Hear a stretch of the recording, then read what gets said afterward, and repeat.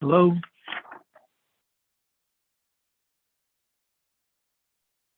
They haven't started the meeting yet. Okay, I'm just on a, I'm just able to call in by a phone, Kelly. Oh, okay, who's this? This is Paul Simborski. Oh, hi, Paul. Gonna start. Yeah, the they- meeting. There they are. They're there, so they'll be starting in a second.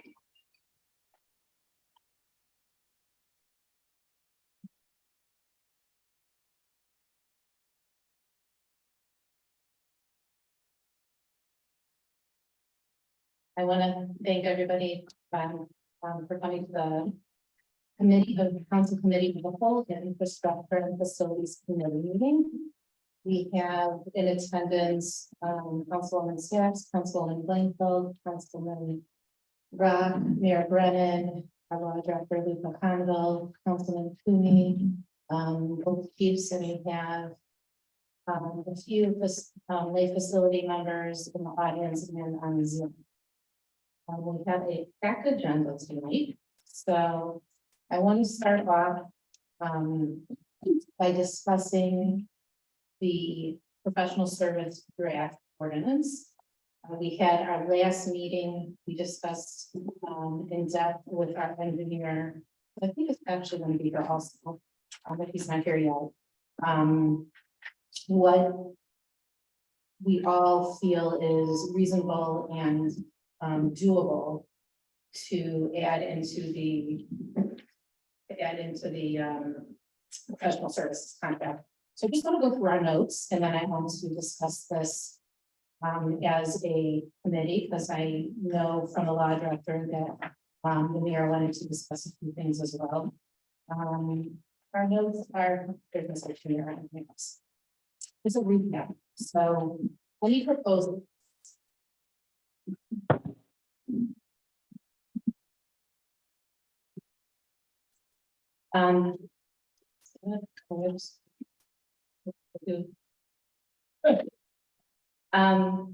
So any proposal $2,500 or lower can be written by the mayor, by the engineer, and submitted to the mayor for approval. That's happening right now. There's no proposals up to $14,999 do not have to go to council. The mayor can approve. That's again something that we are doing right now.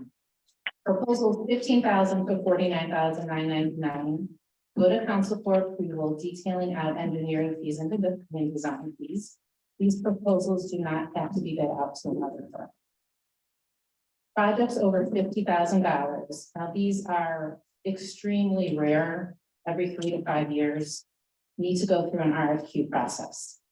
The city engineer creates the RFQ, the clerk then sends it out for bids. The facilities and infrastructure committee, under the auspices of the council of the whole, then reviews the bids and chooses the top 3 to interview. The committee then refers their choice to council for approval. Every 3 years, an RFQ will be bid out for engineering services. Since the engineer will no longer be a person, it will be a company. And Mr. Tooney mentioned that he's very confident that his company will be extremely competitive. A draft will be submitted to the council of the whole and facilities and infrastructure committee. This should include design, engineering, not within the typical scope of an engineer as a separate fee. I have a draft that Councilman Rock and I put together that we will go through in a second. We scoured through probably 10 other cities RFQs and came up with this. It's pretty close to the Richmond Heights one. Mr. Tooney gave us, thankfully, many to look at. And then just the other quick thing is also chapter 250. Mr. Cicero actually thought this needs to be updated. It's really more of a wording type thing. The duties, the first line could be submitted to the mayor and council. The second line may be the 6th line, mayor and council, the 7th line. So I know that the mayor wanted to discuss the projects over $50,000 in that process.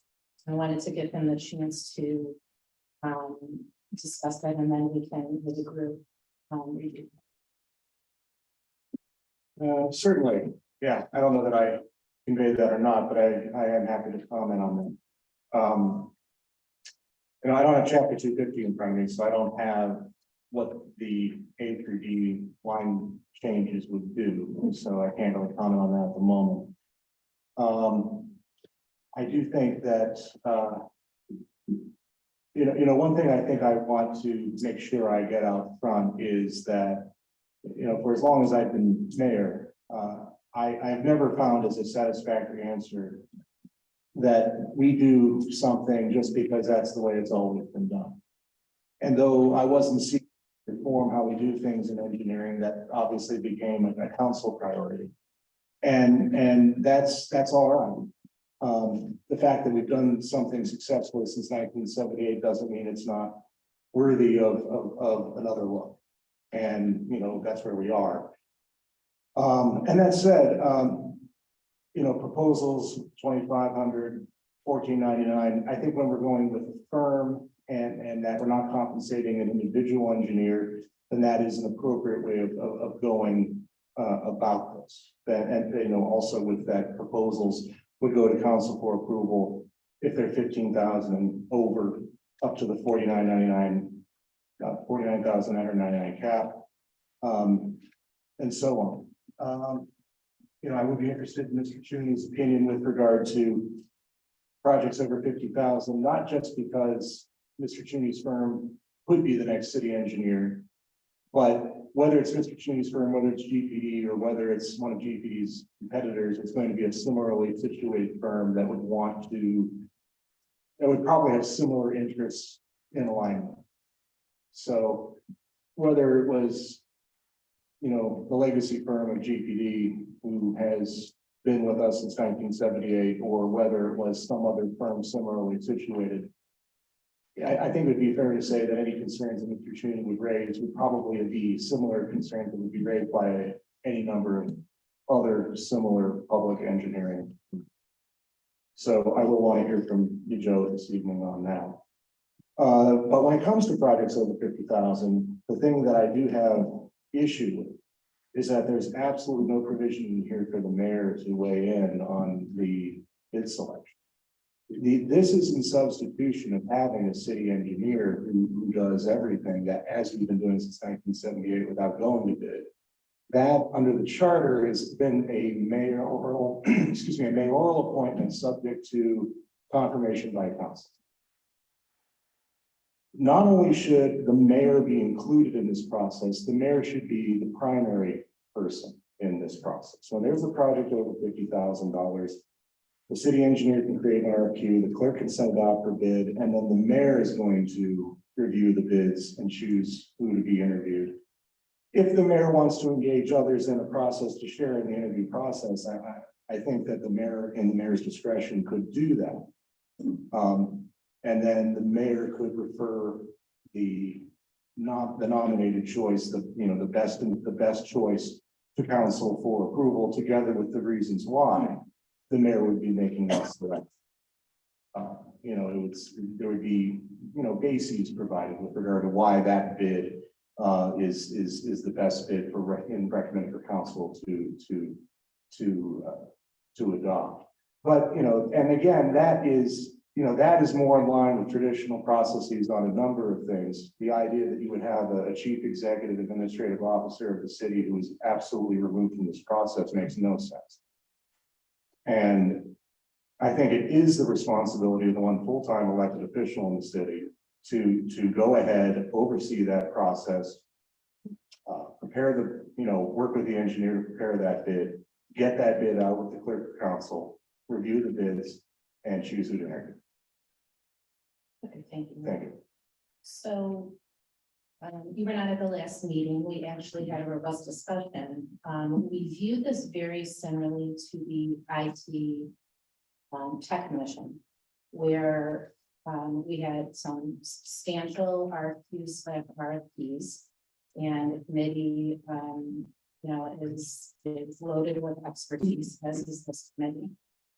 So that's why we went in that kind of parallel type of process. This was in no means to take you out of this role at all.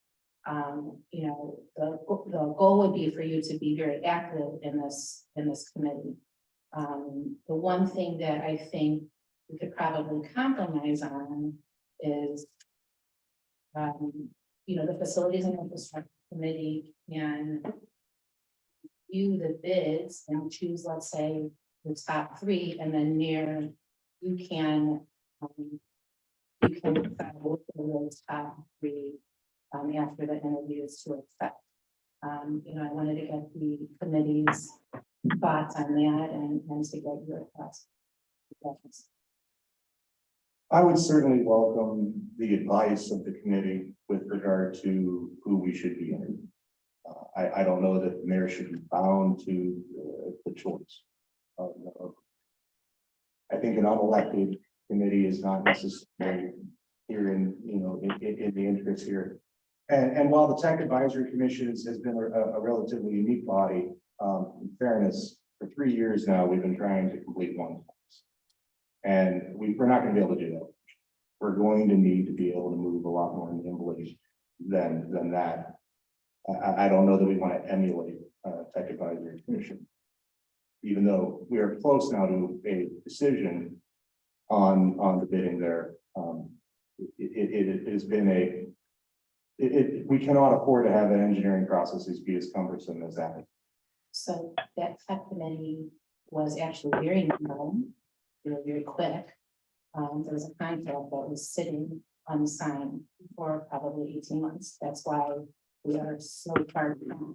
But that has nothing to do with the IT tech committee. In fact, before you became mayor, the IT committee was extremely involved also. They are super involved, very responsive, and I've never had that experience before with this committee. So I think that this committee also can be very nimble in the process.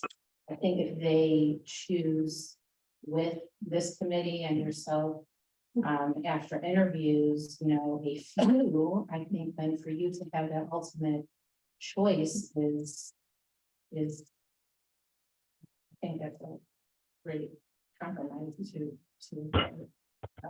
Yeah, well, I don't think I have an ultimate choice, because ultimately the choice goes to council for approval. So really council is. What I'm saying is that up to that point, that's where I should be doing work. And, you know, I don't know what you're talking about, an 18-month contract, that's sad, and, you know, it's been 3 years, so whatever the 18 months is, there's another 18 months. So, I mean, that's not really on point here, but point here is that, you know, we have a process here where this is the executive's responsibility. This is the administration's responsibility. And while I welcome input, you know, that input should be advisory. I mean, even with tech advisory, it's tech advisory. I mean, these should be advisory committees, not committees that have any kind of empowerment to actually put through any particular decision. They should all be advisory, and ultimately it's the elected, it's the mayor and the council that should make these decisions. So with the assistance of a Facilities and Infrastructure Committee, if there is one in existence, because, you know, we legislate not for now, all time, you know, until such time that we change legislation, then I would say, and I would think that what we should be doing is having a process where if there is a committee, the committee is providing input, but ultimately the mayor is choosing who's going to be interviewed, and the mayor is going to lead on those interviews, include anybody the mayor deems appropriate, including members of the committee. And then eventually advance one with reasons why to the council for council consideration. So I could just weigh in for a second here. I guess we got to this point because at a previous meeting, we understood that the administration was strapped and they couldn't do type of pre-qualifying or shortlisting engineers. And we've heard you, and we've heard that you want to make so many hires so that we can done administratively. And I don't disagree that it should be done administratively, but because we've heard you, you don't have the staff to review proposals and you don't have the staff to shortlist, we've offered to help using this committee, using a group of experts that review RFQs, who, submit RFQs for a living. So that's how you got to this point. And yes, I agree, you need to be part of this process. You're definitely gonna have to be in the interviews, you need, perform the rubrics or the score sheet so we could shortlist. Absolutely. That's not a problem. In fact, I think what we could do, similar to how we hire ZoneCo, the zoning specialist, where council had allowed me to take part in the interview process as well as a representative of council.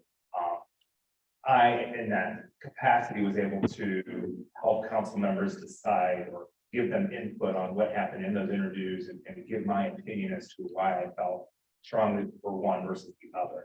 So I guess what we're trying to say here is, we need this committee to help advise us as voting members so that we know we're making the best decision. You absolutely do need to be part of that process. I think it's collaborative, but what we got here because we understood you didn't have the capacity. Well, I think there's been a misunderstanding then. Where I was taking issue was the idea that the administration without a city engineer, and at the time, the discussion was that the city engineer was going to be bidding on the bids, then there was a conflict between the city engineer creating the RFQ and going out to bid. That the administration, without the benefit of having the city engineer, was not going to be able to do that. But here in your proposal, you're saying the city engineer creates the RFQ. So if we've somehow resolved that conflict where the city engineer could create the RFQ and the city engineer's firm can still bid on the RFQ, then I think that's been resolved. I don't think we have to go any further. The thing I was concerned about was that the city engineer was not creating the RFQ and that we were having to bring in somebody else to create the RFQ. So just to be clear, the city engineer had offers to provide the scope, project scope, services, everything that's going to go within the RFQ, all pieces body side is satisfactory to us. One thing we do need to discuss though is if the city engineer's firm is a successful bidder for a project over 50,000. We need to understand who would negotiate the contract with them. Really, it does fall under the city engineer and who's going to review the work, that sort of thing. So there is a piece of that, and I welcome DPD if they're the successful city engineer to bid on projects, but there's still that one piece that we have to figure out what happens when they're doing both, so that there is a separation of duties. That's what we'll look at. Well, Mr. Cheney, have you been in situations that are similar to this, or no GPD being in situations similar to this? GPD is a large firm that does work all over northeastern Ohio. I mean, every city has a different way of doing things, but I know that there are several that do something kind of like this, I think. What insight could you provide to Mr. Robson? Thank you. Yes. First of all, every engineer in the state of Ohio will tell you, we don't bid on projects. All right, I hate the word bid. All right, we submit qualifications and we negotiate a fee. All right, so I hope you're not trying to get the cheapest engineer in here to do your work. I'd hate to have the cheapest engineer design my bridge or my road or my culvert, my sewer. So we want the most qualified engineer and then negotiate a fair fee. And that's the way we do it in all the other cities that we're involved. So I just hate the word bid, but we keep using the word for bidding these projects. I'm just gonna tell you, it should be qualification. But if I could just bounce off of that, you're correct. I don't like the word bid either. Architect, it's a qualification base. The one question I have though is, once we shortlist, let's say 3 firms, interview all 3. And then we go into the negotiation on fees with the successful firm. The question I have at that point is, who's the one negotiating? The mayor and chief executive officer is the one negotiating. That's how I would see it. And so my question to you is what background or credentials or expertise do you have to review engineering proposals? To understand if something should be included, not be included, or anything along those lines. Well, I have backgrounds in negotiating contracts for over 20 years of all sorts of solutions. So I think I could find a way. So just to that, And I could add to that, Mayor, the county, if it's a larger project, let's say it's a county road that we're gonna be resurfacing or something, the county engineer is happy to review fees and even scope of work. And you can always rely on them to help you with that type of thing. It's happened in other cities. The county engineer is happy to step in and say what is fair and what's not fair. that's Yeah, great. and I think that is a great resource, just as we've also mentioned that the committee could be a resource. But again, you know, these are resources that I think the mayor from time to time in the mayor's judgment, you know, this mayor and future mayors would want to be able to do, whether it's relying on the county engineer and their expertise, relying on expertise that may lie in the citizens committee, or else. You know, we could also find ourselves in a situation where we have somebody else on staff, kind of like they do in Shaker, who wears multiple hats and also can provide some valuable insight. You know, that's something that kind of happened by accident, not by design. But, you know, that is something that could also happen to us along the way here as we are, you know, going to service director position and doing, you know, other staffing over time. Mrs. Blanco? Thank you. Certainly Mr. Cheney understands and we've established that multiple times at any time there is an item that is put out to bid or an RFQ or an RFQ, that it is always the lowest and best bidder. I mean, that phrase and best, so we don't simply go by what the cheapest price is. We would never do that. And that does not give value to the services we provide to our residents. So I just want.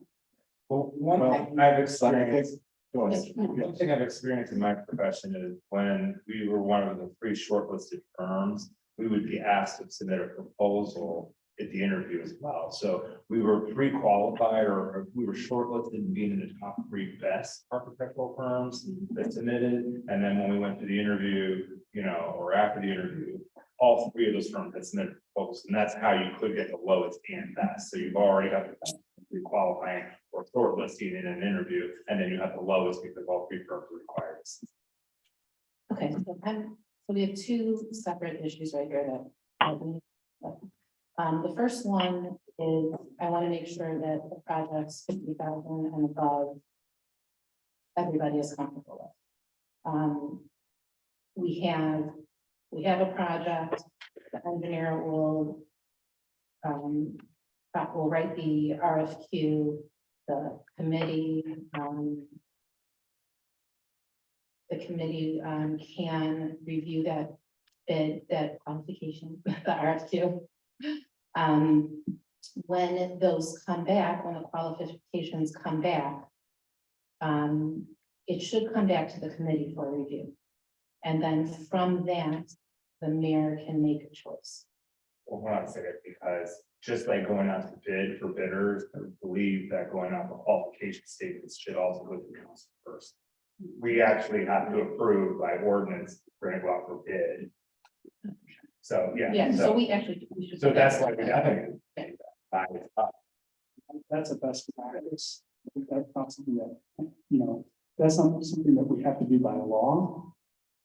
That's a best practice. I mean, I have seen in other municipalities where that practice is not followed, the council gets surprised by a bid proposal, and they just say, no, we weren't aware of it. We didn't know you were doing this. We're rejecting it. So where is That's that? what I call them. Is that in the, is that before you even do interviews, or is that after?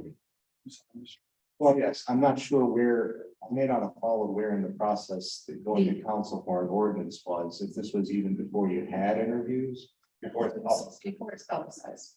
before what is called? The RFQ. Oh, So- okay. You know how when you go out for bidders for painting, bidders for various things, it's something similar, except for qualifications. Council doesn't need to see.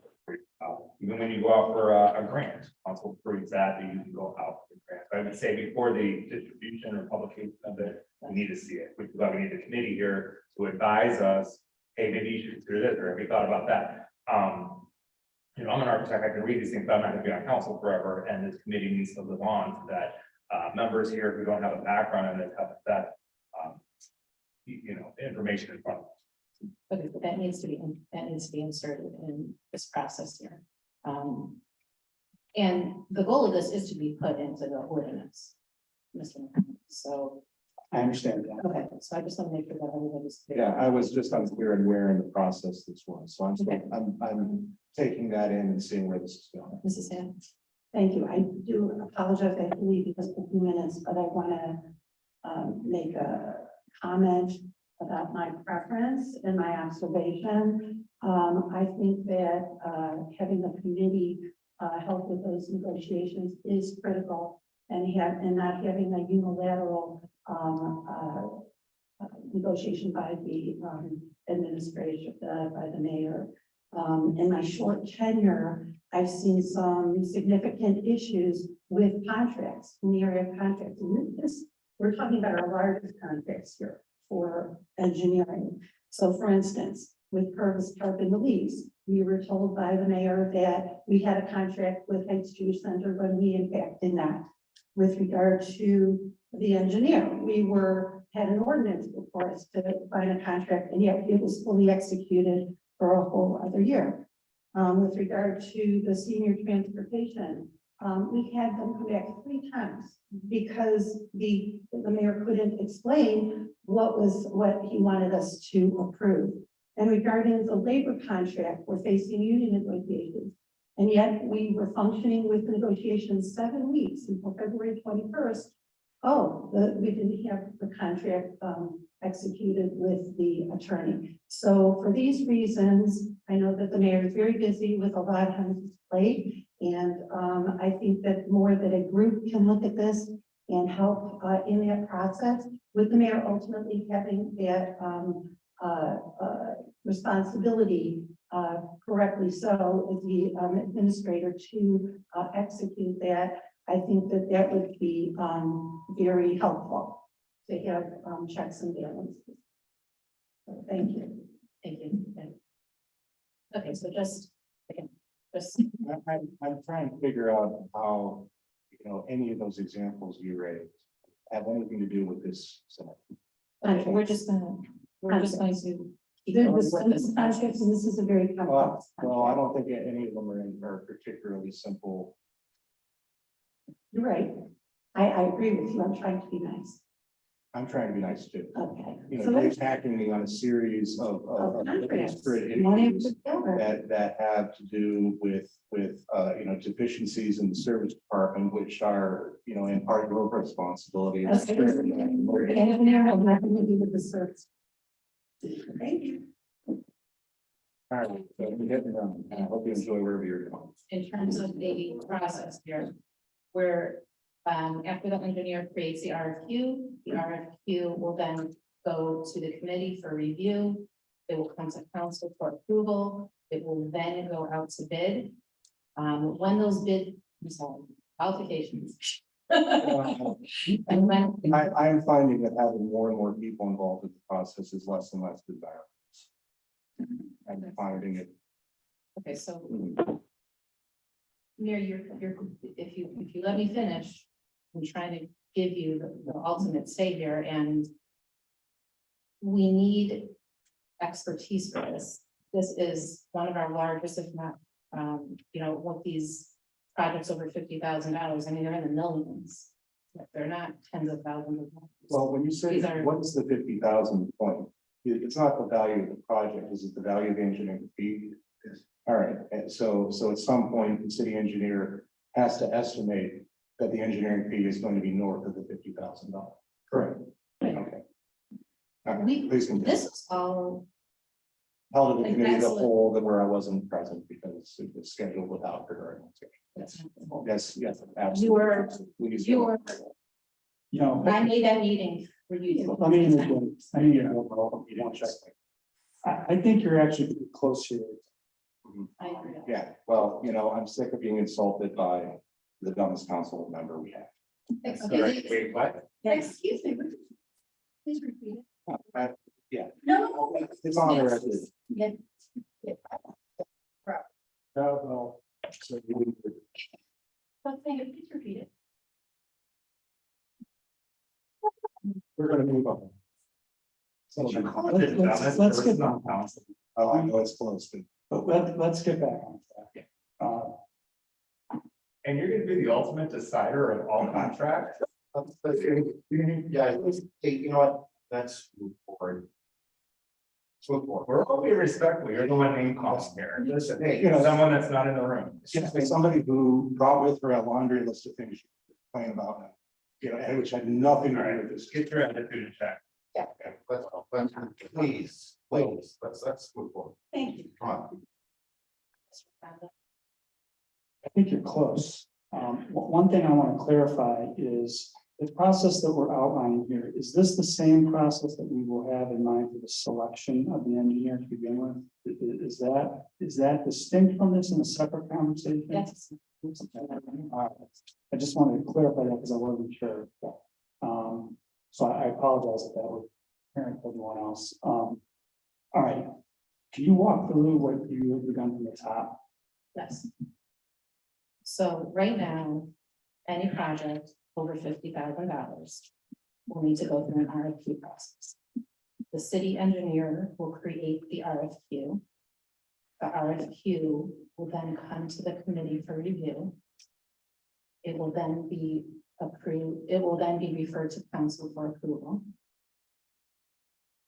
It will then be sent out for qualification.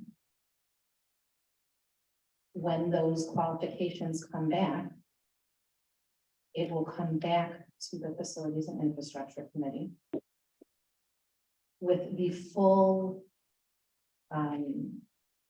with the mayor fully present and having insight as well. Then the mayor will be able to choose one of those organizations and bring it to council for approval. Wait, I thought we were gonna do a short list here. So there would be, we would, with a rubric or a score sheet. Yeah. But I don't think that has to be. Well, fine, but that's just so there's an understanding. We're not gonna pick one person. Excuse me, Mrs. Spice, if you're gonna, I would not base it on assumptions. If you want it in there, put it in there. But the rubric is in the RFQ. Okay, just making sure that, Mhm. you know. We're It's not- following our written process. Yeah, no, it's not tangential, it's in the RFQ. Right, so make sure that. Yeah, Mr. Cheney, Who prepares the rubric for the score sheet? Is that so for me to do? Well, in my opinion, I feel that the committee has things that are important to them, that they should let us know what those important deciding factors and award a score to it. For instance, a firm of this size, between this number and that number, will score X amount of points, between this number and that number, with this many points. So I think what's important, the administration, council, committee, could all make it into the scoring. If you want to prepare one for us to review, that's fine. I'm trying to clarify my role. Yeah. what do you do in other, what does your firm do in other cities in terms of the RFQ? Is a rubric in there? ODOT has one that most people follow, right? And, but you can put other things in there, like proximity to the job. You want a firm from Cincinnati doing this? You want a firm from Columbus? You want somebody from Concord? You could put that in there if you want, and that be worth so many points. Okay. Obviously, experience has to be in there, the project manager has to be in there, whoever that named person is, that should be worth so many points. Their experience, references, things like that. So ODOT does have a standard one, that they use, and a lot of people take that as a template and then add to or subtract. But, I'm preparing the RFQ, so I don't know if that's my duty or not. Yeah, I think in a draft, in the RFQ and then the committee can add or something. Mr. McConnell, do you have any questions or? Yeah, well, comment? I mean, I'm just thinking out loud here, so. I'm asking this more from the standpoint of floating an idea than making a recommendation, but. What I understood from prior comments, is that. There would be a short list of 3 created. by the advisory committee that would then go to the mayor. But I think we ought to contemplate as a way of perhaps trying to find some middle ground, some different scenarios. So for example, you could put an RFQ out and only get one response. And I think it may be a way of finding some common ground to say, if you get 1, 2, or 3 responses, the mayor gets to pick. Now, you can take it close to advisory first, the mayor gets to pick. It would be where you have more than 3. Where I see there being conflict that needs to be resolved here.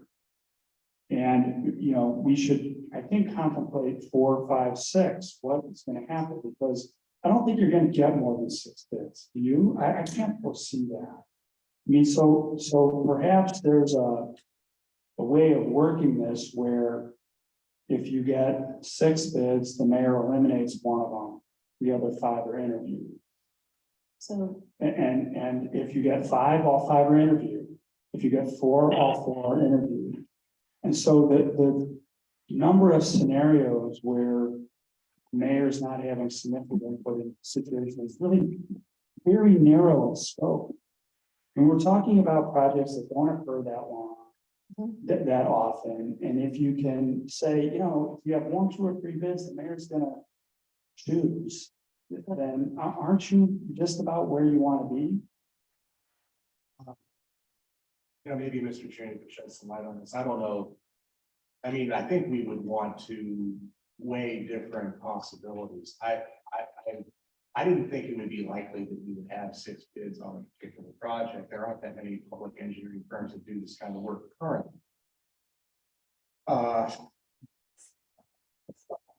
It depends on where you're gonna advertise the RFQ. You advertise it on ODOT's website, then you're gonna get statewide response. Cincinnati, Columbus, you know, there's a lot of firms that statewide. Well, I'm looking at what's generally done. So I don't know where you're gonna advertise the RFQ. If it's just on your website, how many people are gonna see it? Good question. All those things gotta be thought about. But 6 would be a lot. I think. It would be a lot of I responses. guess, you know, there's a limit to how many firms or applicants, let's just call it applicants, there's a limit to how many councils on the interview. You get 20 responses, you're not gonna get up 20 interviews. No, that's not what it's for. right. So the highest ranking firms become the most qualified firms. Then we can do interviews, stuff, price. But at least we know who's most qualified. So, Ms. Mercando, I'm actually okay with up to 3, having the mayor choose, and after 3, then there's interviews. So if we get 4, like you said, then we would be interviewing 4. We will be fine. I'm with that. What do other committee members get? 3 Up to 3. based on score sheets. Uh-huh. For me, okay, with the After mayor the choosing. three. After the scoring, I'm okay with. And then for more than For 3. more than 3, it has to go through. And then at what point, and it could be project specific, you don't have to do this for every job, but it would behoove us to do the RFP portion if it's a large scope. For instance, for Lawrence Town, could be a very large project, so if that's gonna get some interest, perhaps we look at lowest and best, something like that. But that's something that we do project. Right, and we have to all be aware that these are very few and far between, talking every 3 to 5 years. But does lowest and best apply in an RFQ situation? That's not how it's done typically. No, I explained how it was done. So in an RFP, if you want to do lowest and best, I'm gonna repeat it. You do the RFQ process, shortlist it to 3 firms, whatever number you want it to be. You can interview them, you can negotiate with all 3, or you can negotiate with the best. And if it doesn't meet the number that you have thought in your head, you can move on to the next one. There's so many, I've done. That's the process that's outlined in the state statute. Is you pick the firm by RFQ, then you negotiate with that firm. And if you get a price that you're okay with, and it gets approved by council, that's your hire. If you don't get a price, that you're okay with, you move on to the next one in the queue. And so there isn't this separate layer of interviewing. You go through the RFQs. You pick one, I mean, you score them, and you take probably your highest score and you start. Normal. Yeah. That's true, that's right. Yeah. Right, That's what's outlined in this. right, right. Okay. Yeah. That begs the question, who's scoring the RFQs? Well, What is there a committee doing it? Is the mayor's office doing it? Who's scoring the RFQs? Because there is subjectivity in there about the project manager say, you know, and he gives you a resume, you read it, you give him 10 points, you give him 8 points, you give him 6 points. And that's where you gotta come up with the score sheet. So that's the most important part. You gotta decide who scores it. My opinion.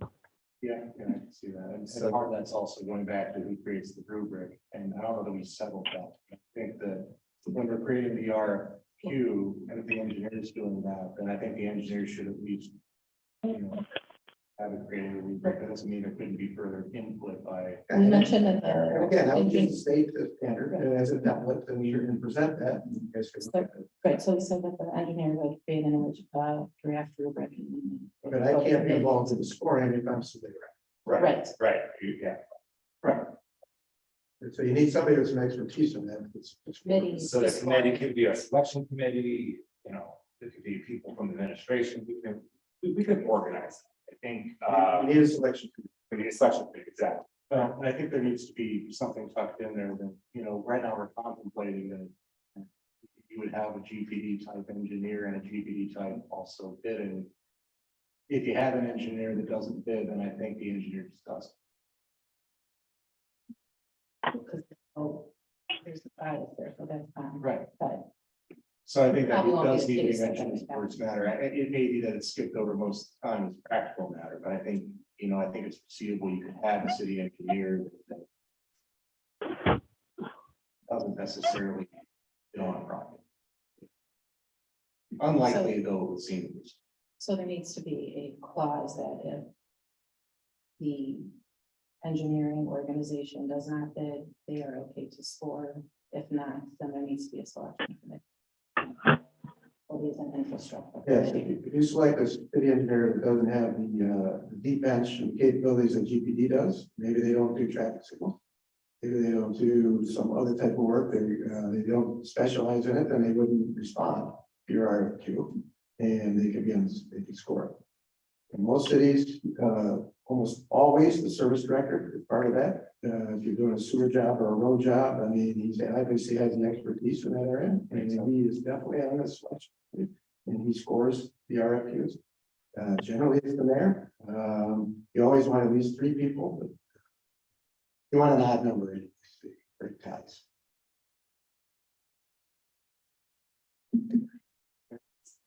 Committee, are they agreeable to that process right now? So the 50,000. I know you clear on that process with them. I believe so, yeah. I guess the next question is who's on the selection committee? How is that composed? I think that, It certainly has to be experts. There have to be people, we have facilities and infrastructure committee members who are experts. We also have, I think they need to be engineers. I think that should be qualifications to be on that selection committee. We do have engineers, not just in this committee, but it could be that currently we don't have any engineers in BZA or planning or BZA, but I think they have to be within some type of board in the city. What do we do if we don't have this committee convened at some point? I think we need to have something in there, so if the committee is not convened for some reason, whether it's due to lack of interest or have you, that we don't deadlock and we're not able to proceed because we don't have a committee. Well, all of our IT tech committee has always been active. This is a new committee that we foresee facilities over the next few years. So this is gonna be an active committee, we have to just ensure that the committee's active, right? And we have, there's like 15 people on the committee. I think. The IT committee hasn't. That was something that reconvened and was reconstituted in 2019 after a period of. I mean, You know, you could just make it simple. You have 5 people on the selection committee, you have the mayor, you have a representative from council, you have 2 people from the committee, you have one other person who be the city engineer who's not bidding, or someone else in administration who is bidding. And if that's the case, then, you know, you can tap 2 people from the committee, and it's gonna be, hey, who has an interest in being on this committee? It could be, you know, hour and a half on a Wednesday, can you make it? And I think that's the kind of flexibility we look, you know, to be able to say that it's a group of 5, then you follow. You have the mayor, you have the engineer, not fitting, you have the service director, you have a council member, and then you have either the representatives from this committee or from, you know, you could backstop it by having, you know, from BZA planning, because we're always gonna have a BZA. I think that's fair. Okay, I think this is work through. Mr. McConville, are you satisfied with the language that we can put into the line?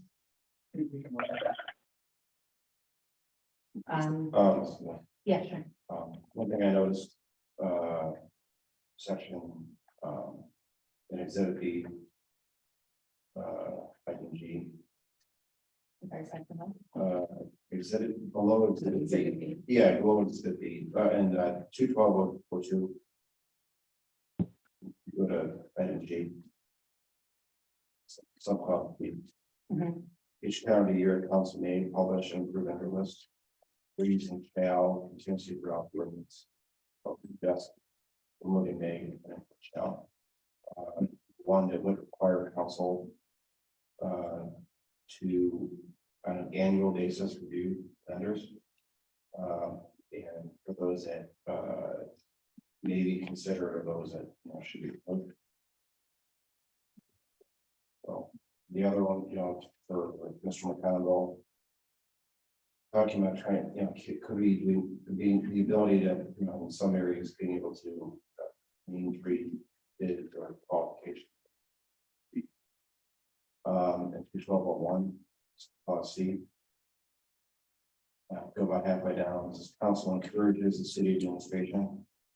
You know, I think that would probably, that's probably appropriate, encouraging as opposed to required. Because if, you know, you require 3 bids, then you may end up getting a pressure plate versus I personally encourage.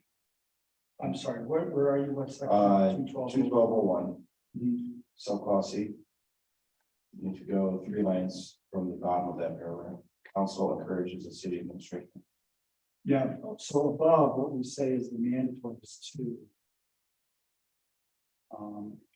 What we encourage 3. So.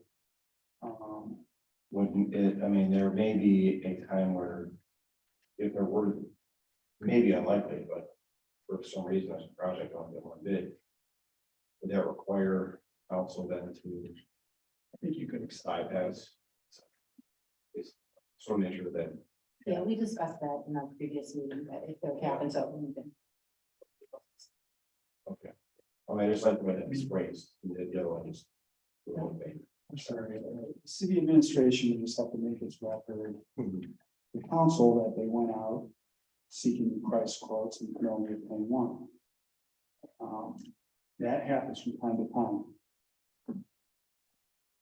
I'm sorry, where are you looking? Just 12.01. Subclass D.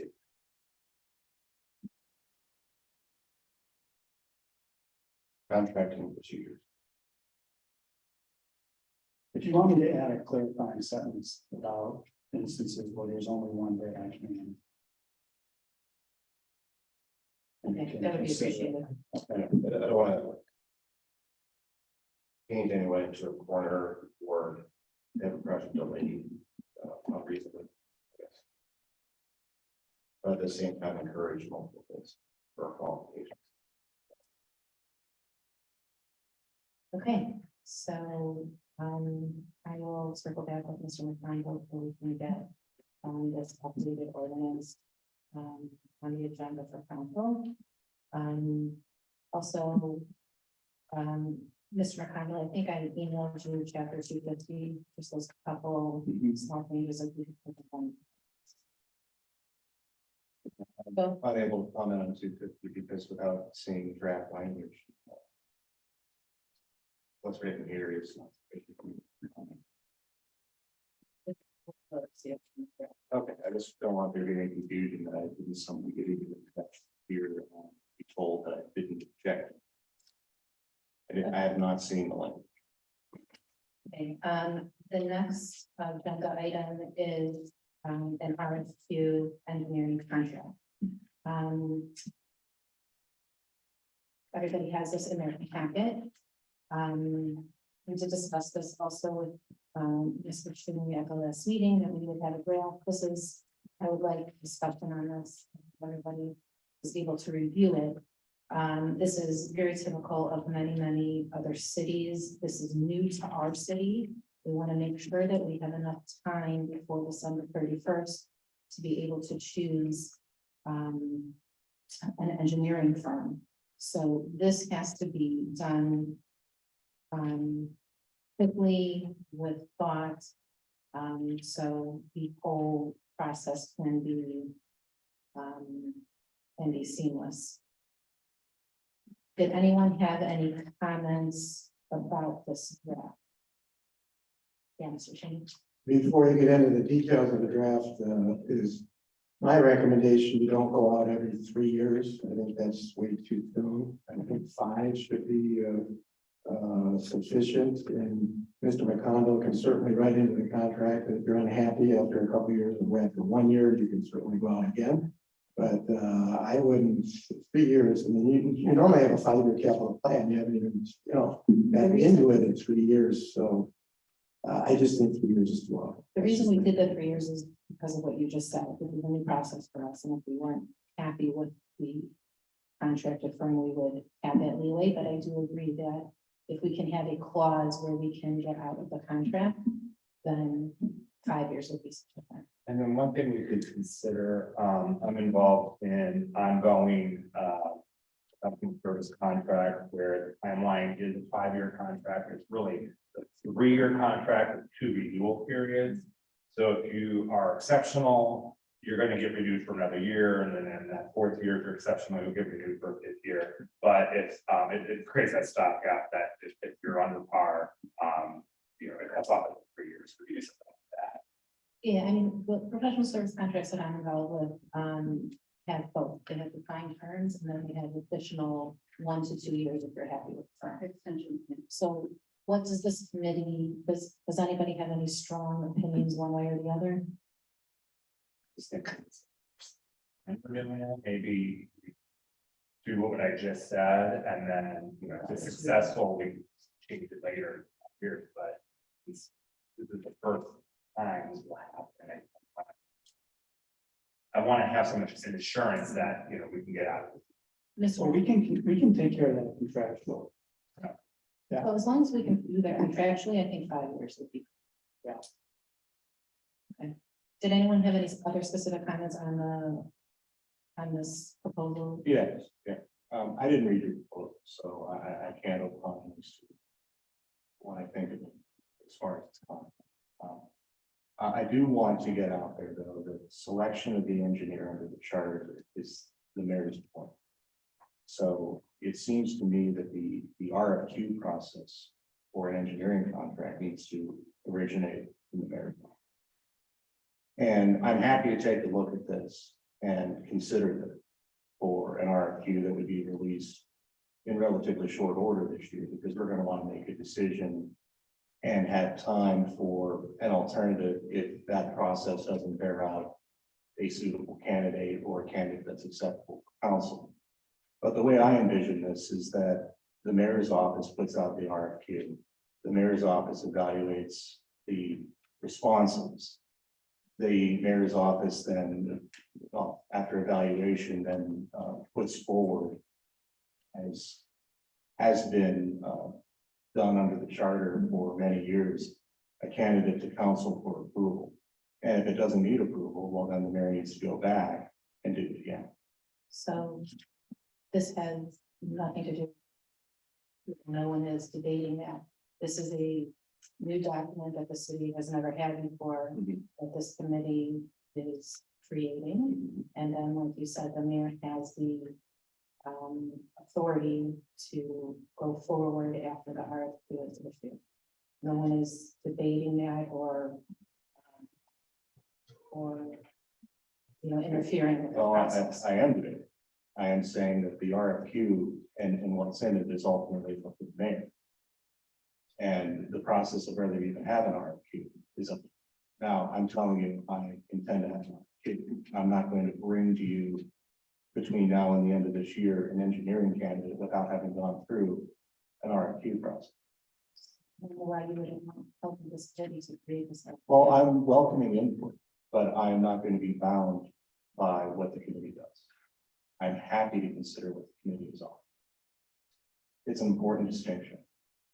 So I value the input, but it's in, one thing that we have to put in an ordinance is that an engineering firm needs to have an RFQ. I don't want to say bid out, or whatever qualifications need to be competed. That's one thing that, Mary, you want to change this, you want to, anything after that, that's fine, but an RFQ needs to go out for an engineering firm. This is a new process for the city, and we need to make sure the large contract, and we want to make sure that, we have qualifications. So I agree with that. I agree with you, Mayor. You want to pick a city engineer that falls under your purview, I'm fine with that. Doesn't need an RFQ, since it would be distributed or advertised, it'll come to council for approval. The RFQs, we'll get a chance to look at it. If it's something that we like or don't like, we can make comment. So I'm fine with that. And then ultimately, when you make a decision, council approves the appointment. So we will need to see, the response, see if people comfortable with that. sure, I agree with the last. I agree that council does have to approve the appointment. I don't know that council has to approve an RFQ on a hire on an appointment that the mayor sees. We don't do that in other mayoral. This is a professional position. I am fine with even the idea of putting into an ordinance that the mayor will do this with an RFQ process. But I think that it's appropriate that the mayor ultimately decide what is in. So, Mr. McConville, can you create an ordinance that an RFQ needs to be competed every 5 years? I will add that. Okay. Yeah, at least every 5 years, because obviously if we do the 3+2, 3+2 option, or have a situation where per the contract we execute early or. It'll be not less than once every. With the clause that, And contractually, we will include language that says that. Well, figure out how to skin this cat, but, we can include contractual language that gives the city the right to terminate the contract for the expiration of a 5-year period and go out for a period. However, I think, and I'll have to check this, I believe that both the hiring and the termination of the engineer is a moral power. So it essentially would say the mayor's got the right to fire the engineer at that time. But if you fire the engineer, you gotta go for But one thing I want to just echo off of that is because what you just said, that the mayor could terminate the contract, the council will lose some control within that 5-year period, which is where 3+2 could at least allow council that checks and balance option. You know what I'm saying? If we renew year 4 option and year 5, council would approve that. At least they have some control over, that process. Whereas in the 5-year, sure, the city's not happy, or specifically if the mayor is not happy, he can make the decision.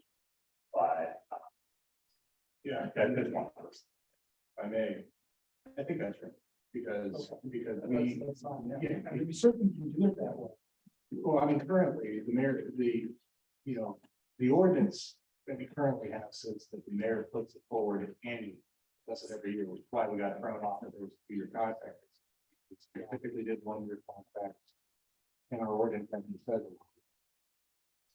But, you know, I like the elegance and the stability that comes with having basically a 5-year contract. And I also like the flexibility that comes with us, that we're assuming our 5 years is going to be a 3+2 option year. And that barring any issue where it comes back to council before the 3-year period is up, that at some point, you know, the mayor is bringing back to council with a recommendation, either exercise option year 1, or, hey, we should go back out. Yeah, okay, thank you. Okay, and the one thing that I just do want to say is I'm sure you're going to be consulting with Mr. Cheney on the RFQ. I think Mr. Cheney will be happy with the work that Mr. Rock and I did. We spent a lot of time on going through things, so I don't think that's the least. Oh, no, I don't think, I don't want there to be any, nothing should be implied here that you've wasted your time, and I don't mean that at all. I look forward to going over it, and I also look forward to discussing. Okay. The final item on the agenda is to finalize the draft of the facilities assessment. I want to thank Mr. Rock. He and I went through after the meeting here, all of our notes, a couple meetings ago, and wanted to very clearly show the updates from police and fire. I want to make a few real-time changes here. We had some emails from the police and fire department here in the last day. So I just want to make sure that those are updated on the sheet, and then this committee will approve these facilities and then these facility assessments. And then at this time, the process will be paused until we have this. The one thing though, I want to have a discussion about with this committee after we talk about the numbers here is possibly starting one RFQ from Home Depot. Because if we can get a jump on that and have that ready to go, then once we have a site, it's a much easier and efficient process. I can take the second part first. I think going ahead and fleshing out what an RFQ for an owner threat might look like is a good idea. I don't think we should go out and listen to a site plan.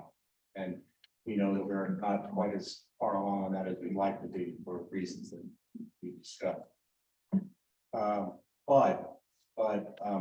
I know we just got some changes from the police department. I printed them out. I haven't had a chance to look at them. I didn't even know about the fire department's.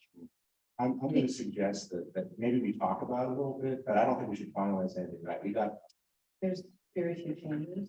okay, well, I haven't even looked. I am not able to. So, Mayor, I mean, these were sent. We're gonna discuss those few changes right now. There's only a few changes, and then this will be discussed. And we can have those numbers. No, I'm just saying, I got John's numbers here on Sunday. I've been engaged in other matters. I haven't studied this. I printed out Chief Rogers' email from 5:08 this evening, which was not quite 2 hours ago, and I didn't even notice that Chief Burko sent something out. I just read that, so I don't even have a printer. So I'm just saying, I'm happy to have some conversation about some stuff, but I don't think we should make any decisions this evening because I don't think we're quite there yet. Okay.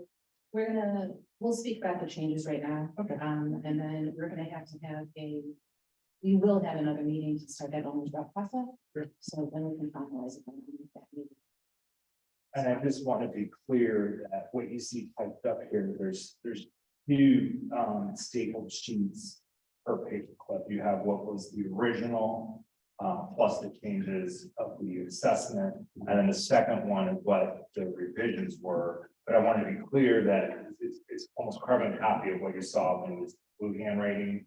That you wanted to see it typed up, but yeah, I typed it. Right, I couldn't follow the blue handwriting. Yeah, Thank so you. I spent the weekend typing it to that, and then, but, the numbers are. carbon copy.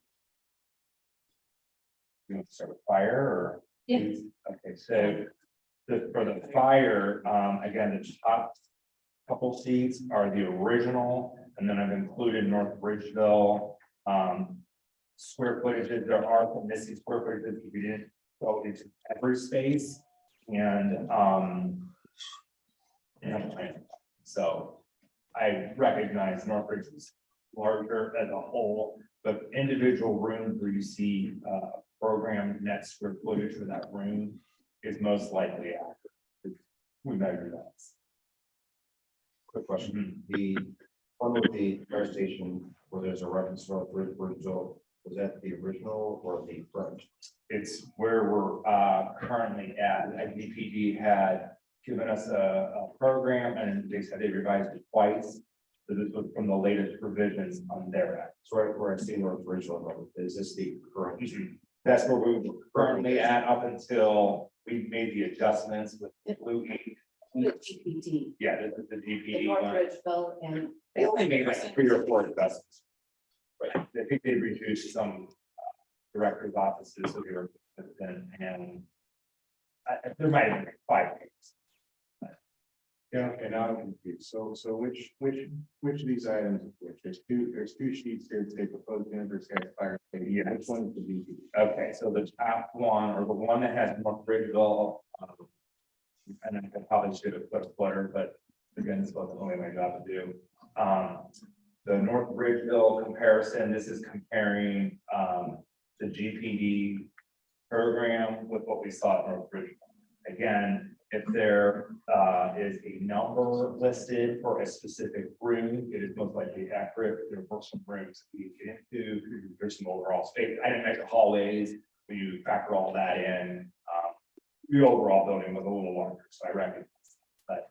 But what we did was we sat down with Chief Perko in this instance and went through the program and we went through the North Bridgeville numbers and said, are you comfortable with these adjustments? Or, their office was this much, and their conference room was this big, and we went through that. And then there were some changes made today or email that came through, so I didn't get that either. But if you want to go through that in real time, I can update it and. Yeah, we can go through those few changes from police and fire in real time, and this is the feedback. So if you see the fire station without the North Bridgeville, this is where this committee stood at the last meeting. Nothing had changed since that last. They took handwritten notes and put it in. So what Chief Perko emails, anything that has to do with North Bridgeville. Conversations were.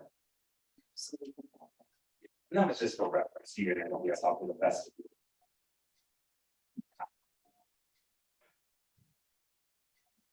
So I guess let me pull up your email here. So, Well, Chief Perko, do you want to go through the couple changes?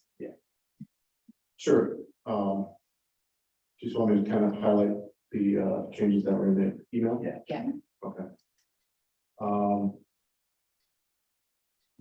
So I just called out a couple things that were correct. Third bullet point there about maintenance. There's a supply line in that category. Where we had discussed 100 square feet for things like oil dry, foam, fuel, anything that could be considered like a hazardous materials type thing. Then we got another 100. That's correct. as a separate. Yeah, it's listed in there as supplies under maintenance. Yeah. So it could be a total of 450. Yeah, and it was originally broken out Okay. as a tool room, separate from a supply room, separate from a hazmat storage room. And so we combined it when we discussed. And when we combined it, we also reduced, but this just didn't reflect that number. Yeah, I had combined somewhere between 300 and 450. So why don't we say, we'll do the supply room and then you need an additional, what's it? Well, we combined it together, that was. Oh, you wanted it one room or two? Just to put it in one room. Oh, okay, so just want to go with the 450. Yeah, just combine. So it's not a second. Correct.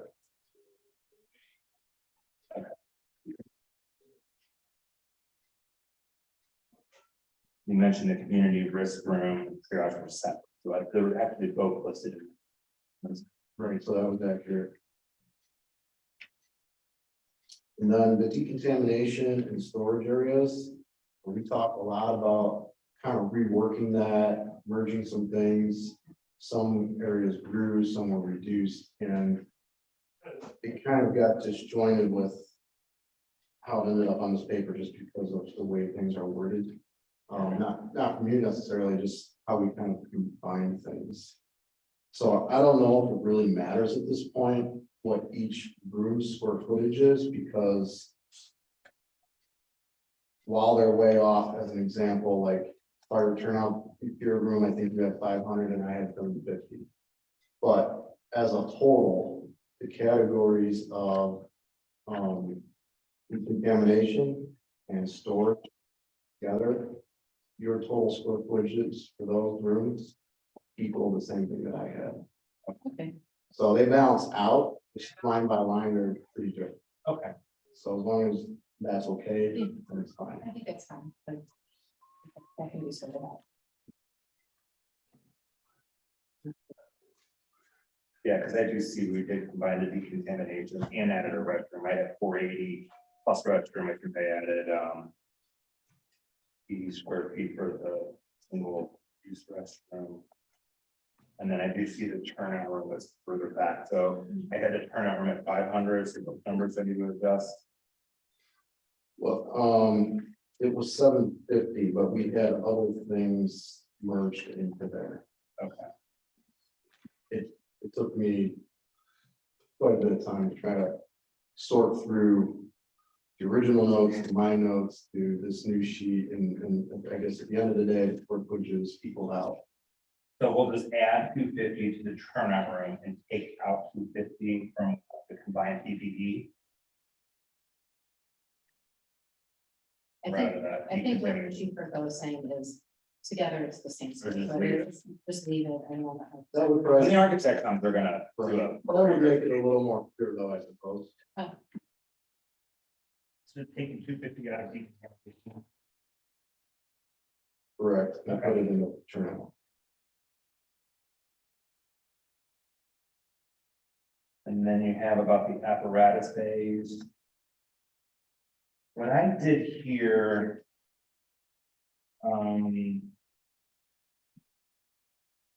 So North Bridgeville is 3,800 square feet, give or take.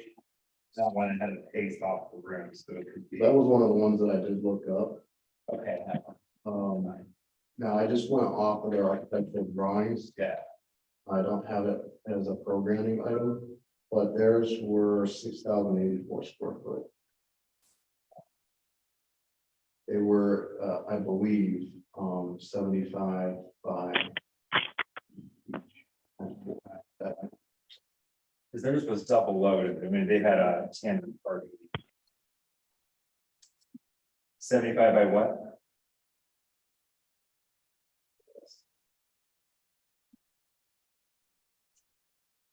It seems similar. Yeah, we. Well, yeah, I think they were 75 by 16, but then there's also aisleway footages in there. So it was like roughly 78 wide by 75 deep, and it did come. Is They that, also had enough. How many bays do they have? Four. They have 4 bays. Right. So the original, I believe, was called out for 6 bays. So we were removing one of the 6, correct? And we're gonna have 5 bays, right? When we met, we discussed removing 1.5. 4 bays. We're gonna have 4 bays, and I think what I have here is 2 of the bays were 1360 and 70 feet. That was 18 by 75 for 2 of the bays. Does that sound Right. workable? Okay, and then 2 bays were larger. 1 by 75, that's 20. Yeah, and that's just from my understanding of the industry standard that the outside bays have that extra footage just because they're a public auto. Oh, so there's 2 bigger. Okay, that's fine. So, but the square footage is okay? Yeah, the only difference that we did, so that's very comparable, it's basically what North Bridgeville has. Okay. The only thing that we had discussed was that half bay. Or even like a third bay to utilize as a swing space for training, car seat installations, vehicle washing, all like that little space that they were using for training off of that mezzanine. They didn't have that space occupied with a vehicle, because they have another station and there are a lot of vehicles over there, and they're in a different situation with future expansion and stuff. So that was just the only thing that we had discussed. I had proposed a third of a bay, basically. Could I just ask if, is it possible that the command and utility bay be used as the wash bay or for training? I mean, we're just talking about moving an SUV outside. I believe, these apparatus that are listed in here of where they would go in the bay were just to kind of identify a unit to the space need, not particularly where they would actually go or what order they would actually go in. That would all be based on how the building's designed and which apparatus we want closer to where we're exiting the public way from and things like that. So that's in there for an important reason to identify what apparatus we need to store indoors. But the way they're listed doesn't necessarily mean that they would ride in those spaces. So it's kind of hard to answer your question, I guess. I guess it's possible when we get into the design phase, they will outline how that in the schematic design, show you how dashed in where the equipment goes, and if you need extra space, that would probably happen. We're trying to make sure that we at least have an extra space for reserve apparatus, because that's pretty important need that we currently can't do. We had a reserve ambulance for a period of time that routed away because it was sitting inside.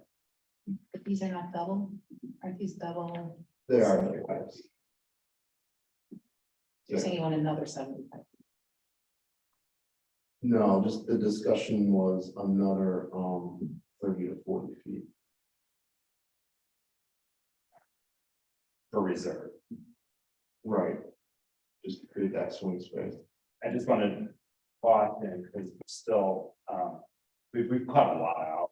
We have about 15.5 million we've cut out of this. We're still 10 million shy of hitting our goal. So I just want to caution reserve space, put it in, but when we get into the design, we're gonna be things out. Possible future items, BE value engineering, it could get cut. And we can add it in, but Yeah. no way. What I had from our last discussion. Okay. Would you identify as a long-term need based on where you are currently and where you see what the needs are, that you're trying to anticipate needs, not just next year, but many years down the road? I think you hit the nail on the head. It's a blend of a want to better serve the community with things like as a car seat, for example. If it's winter time, we have to pull an apparatus out to pull someone from the police car in.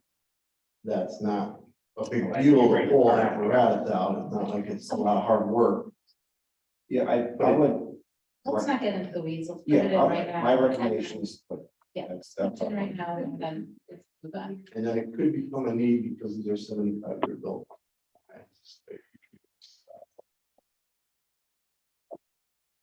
So that was it, the apparatus days, right, you mentioned North Bridgeville's fine.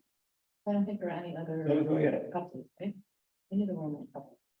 No, the only other thing that wasn't in there that was just a discussion that I had when we last talked was 1 to 2 small bathrooms, no showers or anything like that, if they're needed based on layout. This is 3 stories. Sure, we do that. things like that. Yeah. That Yeah, we know that. that was just a talking point. But everything else was in the program. Yes. Okay. And you're comfortable with this? Yep.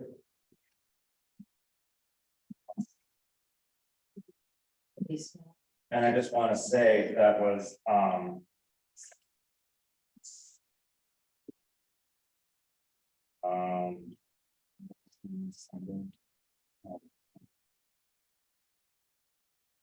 up until those few changes, we cut back 9,300 square foot base using the GPD square foot cost of 380 per square foot. You know, that's higher now. I mean, the last couple of years, everything's gone up, but using the 380 plus contingency cost plus the soft cost, we're saving about $3 million. Just And I guess if I could just add, you know, subtracting. I just, an opportunity to thank you guys for going to the tours, because I hope it helps make sense what I've been trying to explain. It's a very difficult building to explain the needs, so you can see it, especially when what we see here. And North Bridgeville particularly really just fits right into our needs. Maybe some layouts different, sure, and things like that, but it's very right on par, so it kind of worked out well. Anyone who didn't go on the tours can't really understand the scope. And plus, each chief, whether, or in the service department, every head of those departments, when they were going around, were so, just open, you know, for questions and for, you know, what went wrong, what went right when they were building. It was an excellent experience. And it was interesting to see how much that changed in the few years, like when we toured Beechwood, they had the, what was that room called? There was Watch out. a watch office that they don't even use anymore, so and it's a new building, so it was interesting to see that. I thought that was incredible, and I think North Bridgeville was really busy. Thank you for. Please, okay, so again, same as before, and there's 2 stapled sheets. I'm sorry, I did not label them, except that one has Richmond Heights as a comparison. That's the existing program that we were at. And out the Richmond Heights is where we had made revisions with blue ink. But I also categorized this by floor because Chief Rogers, you had indicated how you wanted to arrange differently, and I'm fine with that. So I went ahead and arranged it the way you had it by floor. And I got your email here. So if you just want to go through those changes. Good, thank you. Just for the record, again, to acknowledge, we got to this point where there's a conceptually scaled list, based on some of the feedback that I got from the committee going back to last summer and some of our meetings, and also recognizing, you know, the committee's input and, the awareness that obviously certain services are contracted out, certain resources are used on a regular basis. And other cities that are very close proximity to us. So, you know, the big change from the original report acknowledges that input and also acknowledges that the committee interest to not have a 12-day jail or a shooting range or indoor parking for the entire for emergency operations and dispatch center because of the reasons I just mentioned. So that is the significant portion of why there is such a significant reduction in overall size and potential scope of expense. So the spreadsheet that Councilman Rock provided that was reflective of the last committee meeting that we had appeared to be very consistent with previous discussions we had and the discussion that we had that night regarding a scaled conceptual space list. There's only 3 items that I did identify that are very minor in nature. that may be further discussion or modification. The first one is specific to floor one in the uniform division section. For whatever reason, just the community policing equipment, material storage line of 120 square feet just wasn't included for whatever reason. Currently, we use about 160 square feet of space for that type of material and equipment in an area that's not really designed for it. That's not efficiently designed. We're confident that the 120 square foot space in a new facility would accommodate that space. But that's an extra line item related to business storage. It would be a new line item in Councilman Rock's spreadsheet. It was in the previous. I'll tell you where I goofed. I remember specifically taking it out, because I saw the zeros that I was referencing from Bridge. Heights. Oh, go back in. That's my mistake. No problem at all. Again, I just wanted to, for comparison purposes, go through each line item. The second one again is it's very minor, again, in that same first floor uniform division section.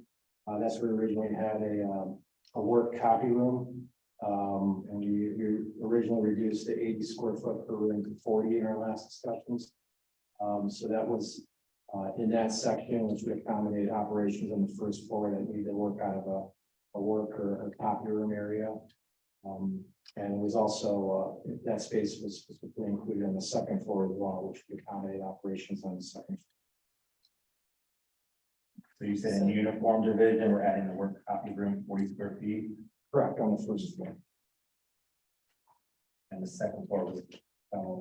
There was already one left. That was in. You already had. Oh, I see, because it's on two levels. And again, just the two level component is acknowledging, obviously, you know, space. Is that premium in the city? I expect that if we have to go to two levels for operational purposes. That the way that I categorize the two different levels would support operations in an efficient manner while still having been two different levels. And the third item is regarding the uniform division section on the second floor, specific to the what was ultimately created as a combined space for roll call, classroom training, large conferencing, and department events. There's just probably some additional discussion needed on the specific size of it, you know, between the two different my list and the list that was most recently provided by Councilman Rock. There's a difference of maybe 150 square feet where we just have to be on the same page with that, but it's nothing significant. Those are the only three items that. You'd like to add another 150. Correct. So that's I think that as proposed and again previously on the scale list, 988 or 1,000 square foot mark would be more ideal for you know, the event where we expect to have 30 to 50 attendees that we just have to go somewhere else for.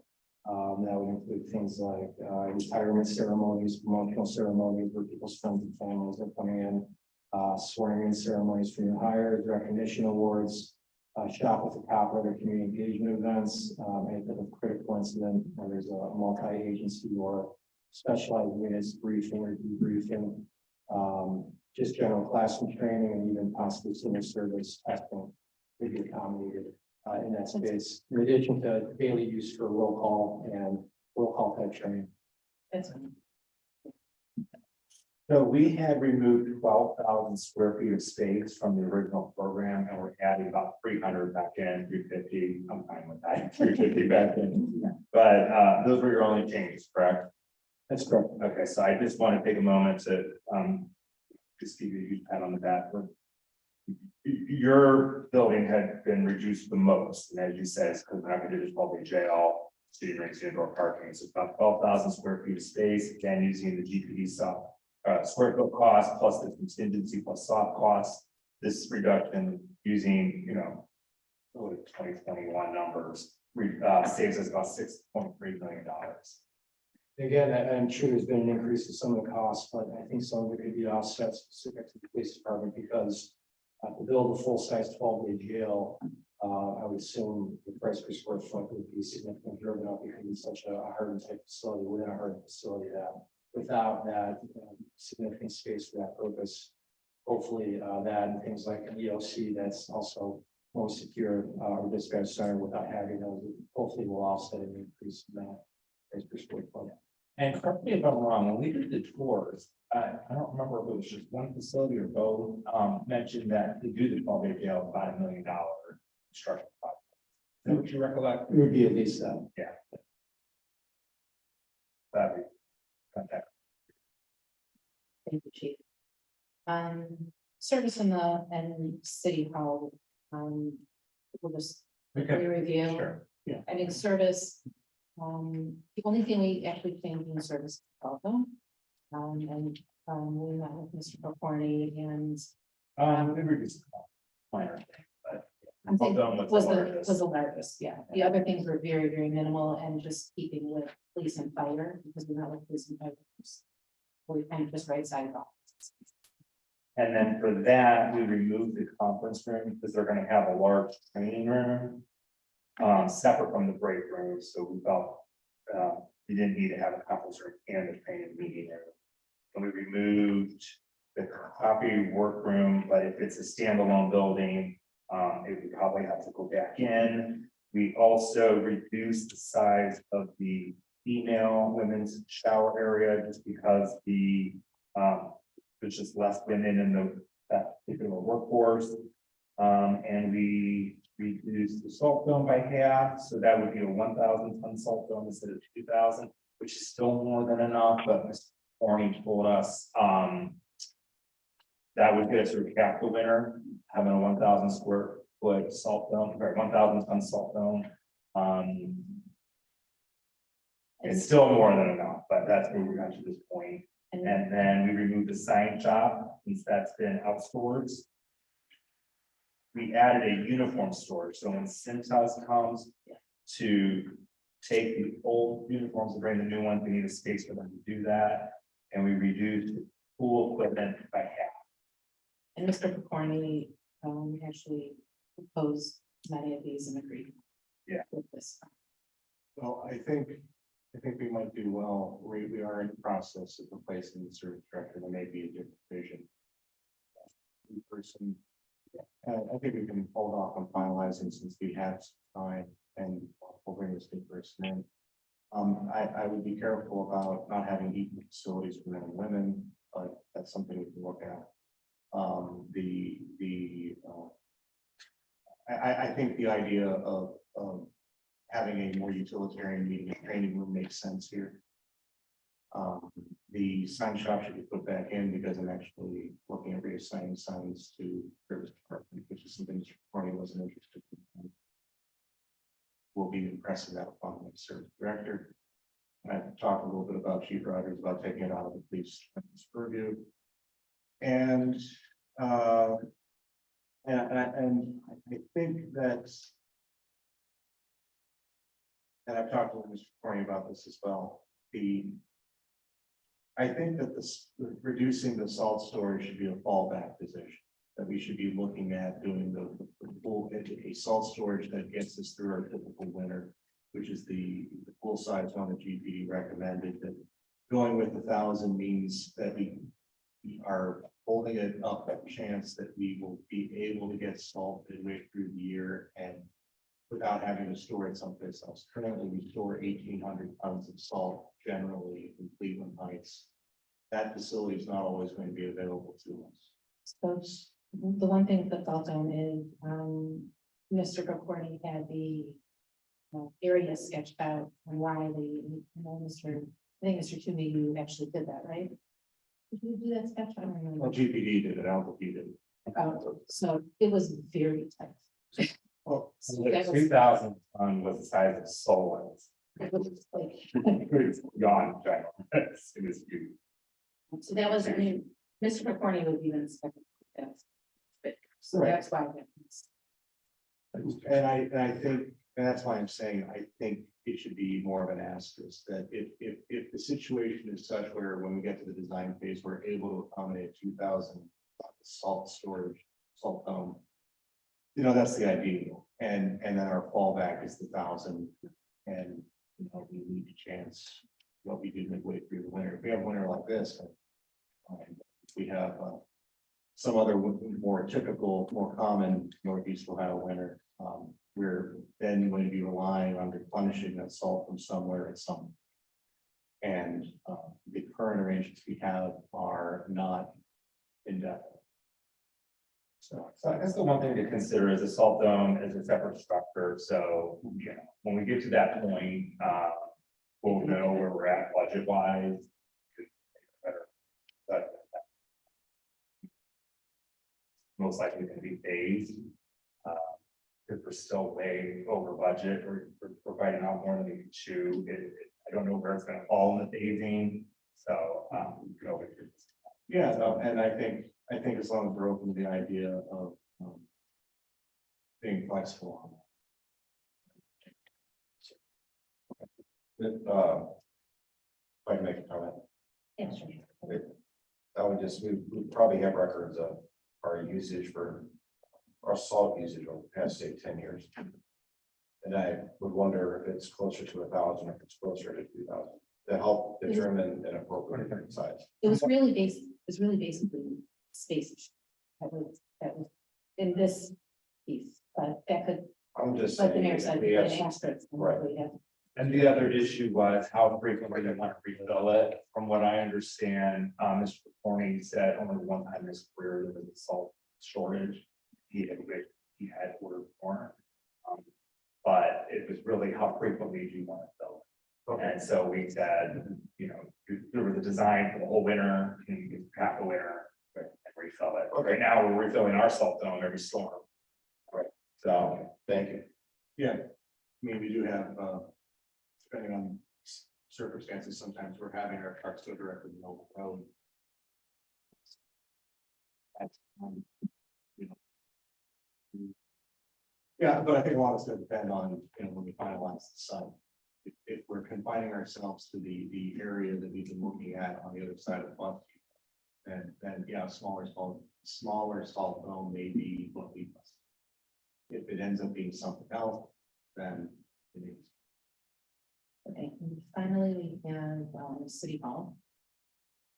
And again, this is situated on the current site. So it's like, probably, so for City Hall, we did not meet with anybody and we did not do any tours. Really, we just took a stab at it to see how this could look. And really, the revisions here were adjusting some square footages so that they're aligned with other square footage from the program. Except, you know, mayor's office, we made the largest at 300 square feet as opposed to the 400, still the largest one. Moved the shower. One thing here, for the lobby waiting area, I noticed, I think the way this was originally designed was that if this was one building, you'd have a central lobby, access fire, police, service, City Hall, and then you had another lobby for City Hall. Since these are probably going to be separate structures, I removed some of that common space that was accommodating all the buildings. We took out a law director and prosecutor's office, just since they work from home or in their own office. Sorry, Luke. Beautiful. There may be space. No, there was space. If we could have workspace and physical space, we actually increased the conference council from 1 because we're removing other conference spaces like council. For council chambers, Ms. Weiss and I actually measured the existing council chambers. We were fine with the existing one, which is 700 square feet, so we scaled that back. We took out the caucus meeting room. We could just use one of the city halls conference rooms when we need to break out. For the community space, this is probably going to be the most contentious. So I just want to be really careful with it though. But there's a large meeting room and there was a small meeting room. And it mentioned here there's auditorium style seating. What we felt was because of the budget issue we have, is to try to make the space as diverse and flexible as possible. You know, you could do dividers, you could section off into 2 rooms or 3 rooms or whatever, but you have a large space, put in here for now, 1,000 square feet. But I removed the small meeting room. I just don't know if we're ever gonna have 2 community functions at the same time. And if you do, you have the dividers. So that was just a stab at putting that out there, so we have something to work with. We did speak to economic development and the different departments just to see what their needs were in relation to what the original assessment. Yeah, so for economic development, at this point, we removed the city planner office. The conference room, we just are not gonna give economic development department its own dedicated conference room, since it's 2 in city, it's 2 for administration. Plus you have the meeting rooms, you have council, a lot of places to meet that block of space. Remove the dedicated copier. Their communication, civic engagement, it's the only department that did not change. So that's with the coordinator's office and storage, that was fine.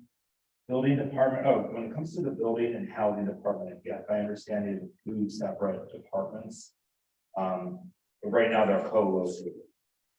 And really, the building being a vendor, they do use our space, but I want to have the understanding, we really don't need 2 public counters that are co-located. So we removed one of the public counters. We have 1 conference room for the 2. So building and housing, we share a conference room, as opposed to having 2 separate ones. And I think that's all that changed. Oh, for housing inspectors, we provided cubicles instead of dedicated offices. So that took out some square footages. Finance. The administrative personnel, we provided cubicles instead of closed offices. But the director still has a closed office, and remove the conference room again. They could share one of the 2 conference rooms. And then you have your building support area.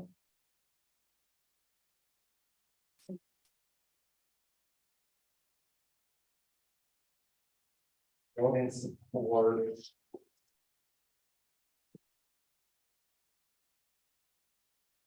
I took out the security room. Were you envisioning like a security person? Or was it like a room for cameras recording? You know, I think it's going to be. I think a lot of that's going to be part of the design. Whether we're talking about. If we have. Depending on how we design this. Building layout, whether.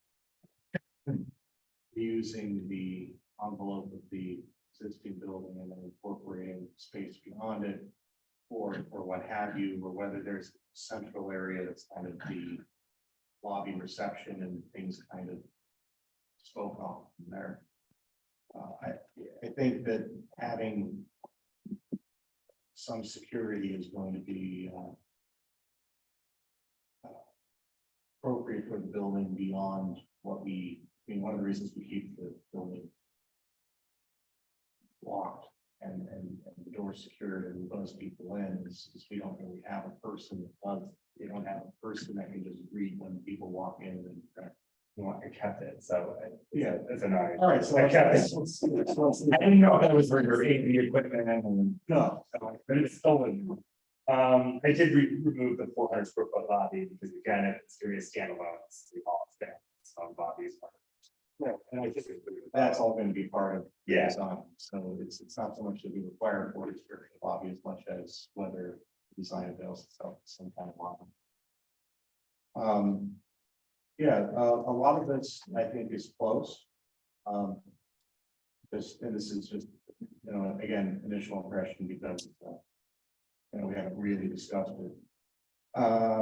You know, the council chambers.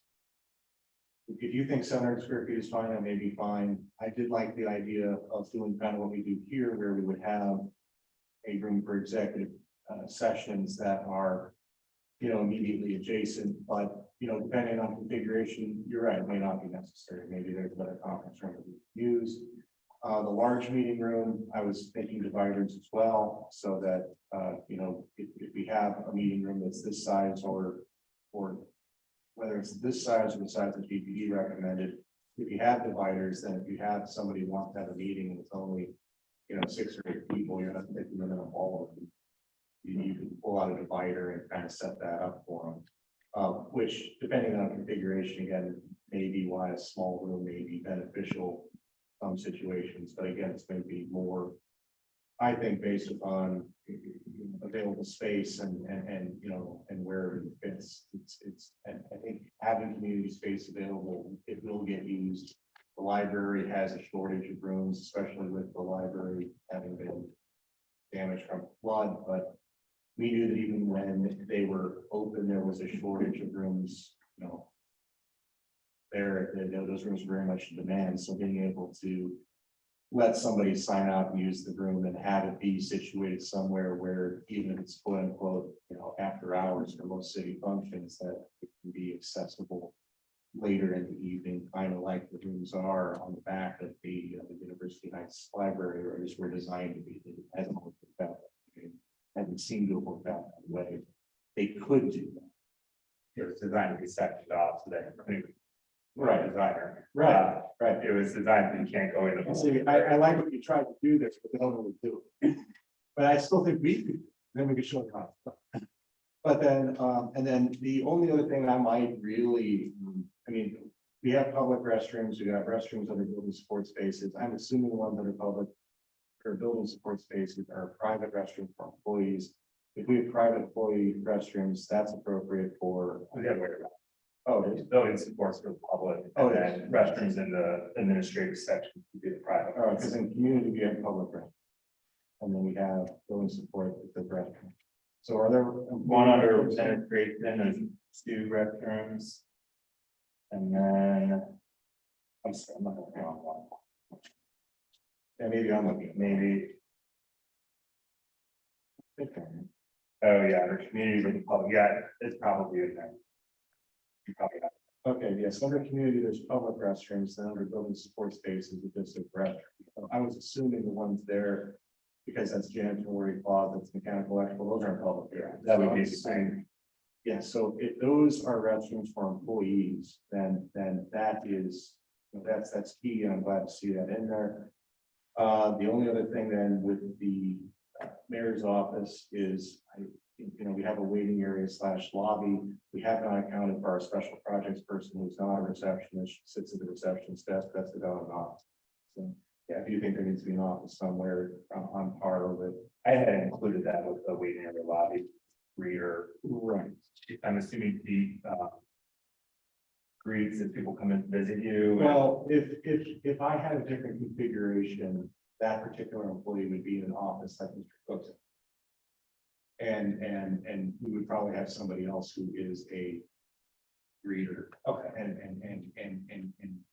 but again, a lot of that's gonna depend on layout, configuration. Is there a security person out front, the first person they see, or is it somebody who's more, private person impression? Ms. Bremer Fisher is not a reception. Actually, she's only there because I don't have another office like Mike's to put her in, because the 3 of us work on things all day long. And it's a, if the walls were a little more flexible, we would just carve that out. So I would want to put the special projects, in 150 feet, just like economic development or communications. Okay. So just to recap our meeting here, and just so we can refer to council, we are going to have an ordinance for the RFQ engineering contract that will go out at a predetermined amount of time, 5 years, or how we talked about the staggered 4 and 5. We are going to update the professional service ordinances for what we, for, the update that we discussed today. Also chapter 250, those will all go onto council. We could just have a vote that, we could refer that to council. Referring to a program that. Should we make a referral? Or do you just want to have it? Oh, Let's okay, do that's that fine. first. Let me just say one more thing about the program then. So ultimately, for all the hard work everybody has done, thank you so much. The tours were exceptional. But look at this, this is a lot more manageable. It's still way over budget. We're at about 35 now million, from the 50, was our budget. 2025. So we have more work to do, but I feel at this point, we should at least move forward with the owner's rep so that they can help with this process. Something we should be doing.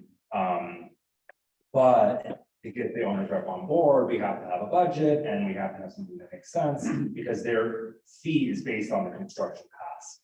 So getting it down to this point where we can get the construction costs down, their fee will be based on that because it's basically volume of work that they will be doing. So that's why it was so important, maybe the adjustments at this point. Yeah, thank you. Okay, so just again, if this committee could refer those three things that I just mentioned, the ordinance for an RFP for engineering contracts, professional service ordinance. All in favor? Aye. The next step that we will be doing is we will update these facilities assessments for our next meeting, and we will start the process for an owner. And thank everybody for coming today. Thank you. Thank you.